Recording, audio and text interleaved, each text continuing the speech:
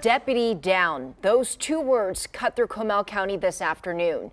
The injured deputy is expected to survive. We go live to Hill Country reporter Leah Durain in Spring Branch, where the shooting took place. And Leah, what happened? Well, the Comal County Sheriff's deputy was serving a felony warrant at this home in Spring Branch. We're in a neighborhood which is a couple of miles north of Highway 46, and we're told that he was serving that warrant when that deputy was shot. Now, I want to show you the scene. There's still law enforcement out here investigating, and there's even crime scene tape running through a heavily wooded area around the property as well. I also want to show you a look from above. Our Chopper 5 captured video of the crime scene from the air as well for you to take a look.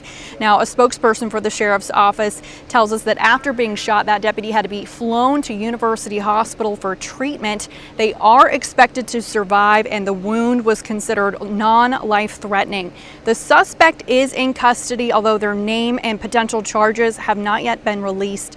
The deputy also has not been identified at this time.